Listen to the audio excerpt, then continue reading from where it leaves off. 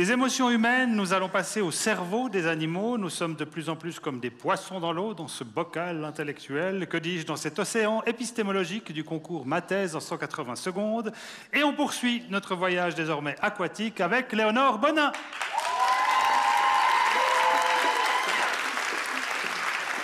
Léonore Bonin est doctorante au laboratoire d'éco-éthologie de la Faculté des sciences. Vous étudiez le comportement des poissons nettoyeurs. Bonsoir. Bonsoir. Comment ça va? Mais ça... Joker. Les poissons nettoyeurs, un sujet qui s'inscrit dans la continuité de votre travail de master. Vous travaillez votre thèse sous la direction de Redouane Pchari, l'actuel doyen de la Faculté des sciences.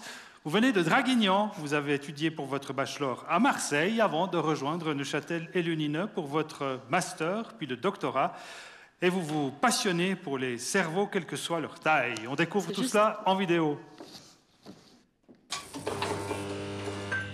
Je m'appelle Léonore Bonin, je suis en 5e année de thèse de doctorat et je m'intéresse à l'intelligence animale et plus particulièrement à la cognition avec les poissons nettoyeurs. Donc mon sujet d'étude, c'est justement les poissons nettoyeurs. C'est un poisson de récif qui a une écologie très particulière puisqu'il interagit avec les autres poissons du récif pour les nettoyer. Donc il va enlever les parasites qui sont sur la peau notamment, et puis il va nettoyer les tissus infectés, etc. Et cette écologie-là fait que le poisson nettoyeur a des capacités cognitives qui sont, voilà, en tant que jeune chercheur, très intéressantes à étudier. Et voilà, je m'intéresse à comprendre qu'est-ce qui fait que ces poissons qui ont un petit cerveau sont capables de faire tout un tas de choses, parfois même mieux que certains singes ou primates, alors qu'ils ont ce petit cerveau. Tout d'abord, je me suis lancée là-dedans par amour pour les animaux. Ça a toujours été mon truc. Et puis, c'est vrai que le challenge de travailler sur l'intelligence des poissons, voilà, en arrivant pour mon master, j'avais pas tellement la notion qu'on pouvait faire ça. C'était quelque chose, voilà, travailler avec les animaux, c'était l'intelligence des primates, par exemple. C'est voilà quelque chose de plus classique.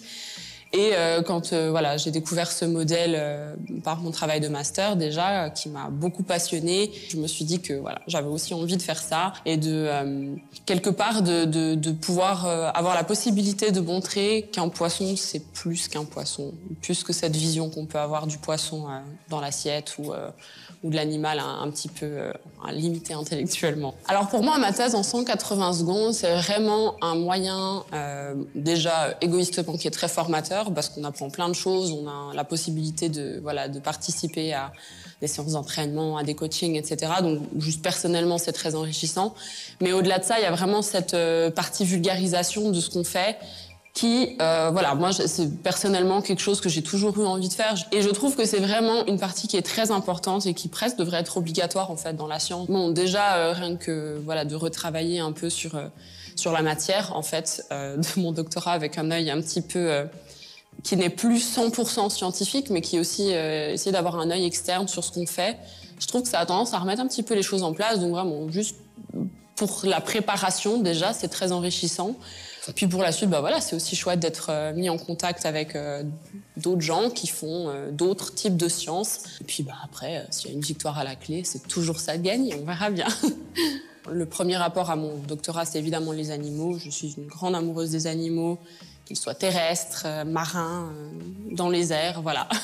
Après, d'un point de vue un peu artistique, un peu différent, j'adore la danse, j'ai dansé toute ma vie, j'ai testé un peu tous les styles imaginables. Et puis plus largement la nature, j'aime voilà, partir avec un sac à dos et puis aller faire de la randonnée, évidemment de la plongée sous-marine, enfin voilà. La nature, la danse, les animaux, on va dire que c'est un peu les 3 choses principales. Je pense que ce serait essaye encore. Parce que d'une manière ou d'une autre, il faut toujours essayer. On se plante, voilà, il y a des choses qui arrivent dans la vie, mais des fois on a l'impression juste qu'on peut plus. Mais des fois, il suffit d'une fois de plus, de réessayer juste une fois pour avoir le dénouement. Alors ce serait ça, mais c'est de la persévérance, quoi.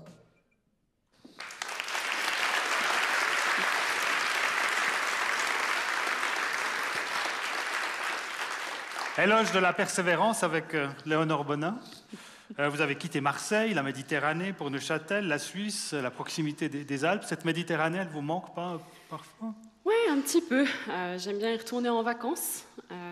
Mais c'est vrai que la Suisse, c'est devenu chez moi maintenant. Alors, Ce choix de quitter Marseille pour Neuchâtel, pourquoi? Pour le master.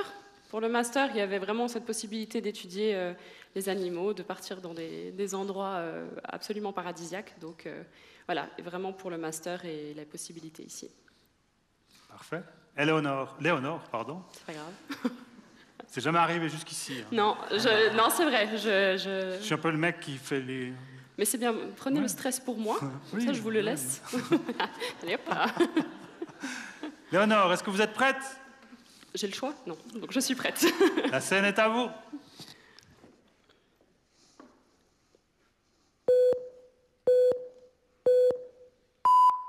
Je peux vous faire un compliment? Vous êtes intelligent comme des poissons. Non, ne soyez pas offensés, même si les poissons ne sont pas populairement reconnus pour leur intelligence. Mais pourquoi d'ailleurs? À cause de la taille de leur cerveau. Les animaux à sang froid, poissons et reptiles, ont un cerveau en moyenne 10 fois plus petit, proportionnellement à la taille du corps, que les animaux à sang chaud, mammifères et oiseaux. La taille est donc utilisée pour approximer l'intelligence. La taille du cerveau. Hein. Quand on parle de capacité mentale, on parle de cognition. Une espèce dite intelligente pourra résoudre plus de tâches cognitives ou des tâches cognitives plus complexes qu'une autre espèce. Mais qu'en est-il de l'utilité d'une capacité cognitive? Si je vis dans un monde sans voiture, je n'ai pas besoin de permis de conduire. Il est donc impératif de considérer les besoins écologiques de l'espèce étudiée. Mettez-vous maintenant dans les écailles d'un poisson nettoyeur. Vous y êtes? En tant que tel, vous adaptez votre comportement en fonction de l'espèce avec laquelle vous interagissez dans le but de pouvoir manger le plus de parasites possible. Vous avez déjà montré au monde scientifique que vous étiez capable de faire preuve de patience, d'anticipation, de raisonnement et même de manipulation.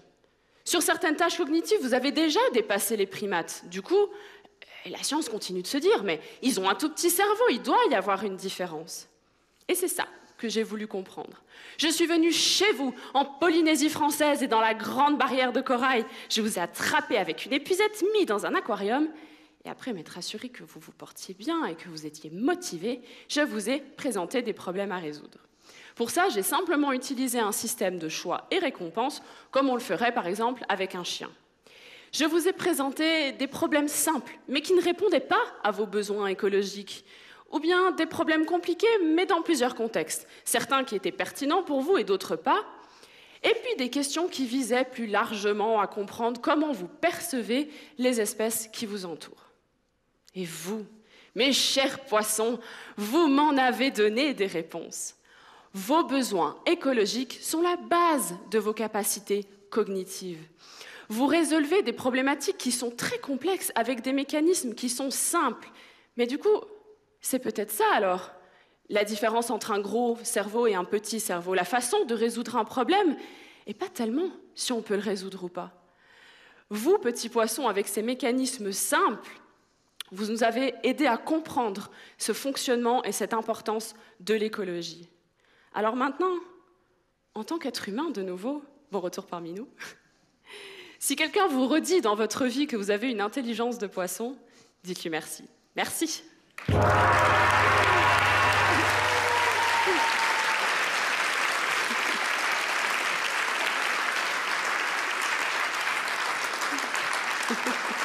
Léonore Bonin, bravo.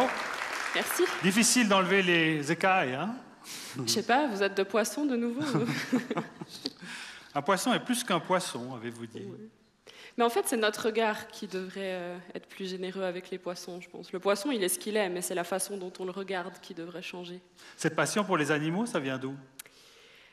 De toujours. Je pense que j'ai eu la chance de grandir dans une maison où les animaux ont toujours été au cœur de nos préoccupations. On a toujours voulu en prendre soin, leur rendre leur liberté, etc. Donc oui, j'ai grandi avec ça et c'est quelque chose qui me pousse beaucoup dans ce que je fais et que j'ai envie de partager. Alors voilà, vive les poissons. Vous préférez les animaux aux humains ou les humains sont aussi des animaux? Alors, B, oui, c'est juste, mais aussi Joker. Léonore Bonin, merci beaucoup. Merci.